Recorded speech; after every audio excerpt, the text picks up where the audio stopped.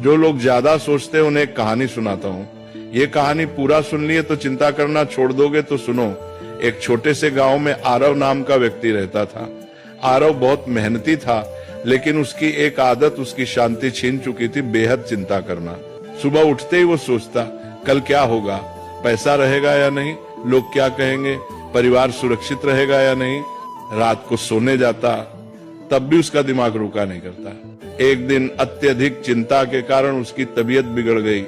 गांव के लोग उसे पास के पहाड़ पर रहने वाले एक संत के पास ले गए। संत बहुत सरल जीवन जीते थे, न ज्यादा बोलना न ज्यादा सोचना। आरव ने संत से कहा, महाराज, मेरा मन कभी शांत नहीं होता, मैं हर समय डर और चिंता में रहता हूँ। संत मुस्कुराए और पास रखी एक मिट्टी की मटकी उठाई। उन्होंने कहा, इस मटकी को पानी से भर दो। आरव ने मटकी भर दी। फिर संत बोले, अब इसे सिर पर रखो और चलो, लेकिन एक शर्त है, अगर एक बूंद भी गिरी तो तुम असफल हो जाओगे। आरव पूरी तरह मटकी पर ध्यान लगाकर चलने लगा।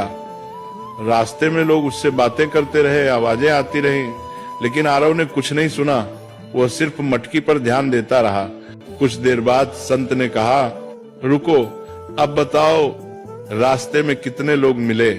आरव बोला, महाराज, मुझे कुछ पता नहीं, मैं तो बस मटकी बचाने पर ध्यान दे रहा था। संत ने शांत स्वर में कहा, यही संत होने की शुरुआत है। जब ध्यान जरूरी चीज पर होता है तो बेकार की आवाजें अपने आप चुप हो जाती हैं। तुम्हारी चिंता इसलिए है क्योंकि तुम उन चीजों पर ध्यान दे रहे हो जो अभी हुई ही नहीं। फिर संत ने आगे कहा, जो तुम्हारे हाथ में है कर्म, उसे ईमानदारी से करो। जो तुम्हारे हाथ में नहीं, भविष्य से भगवान पर छोड़ दो।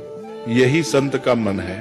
उस दिन आरव समझ गया, संत होना जंगल में जाना नहीं है, संत होना मन की अनावश्यक चिंताओं को छोड़ देना है।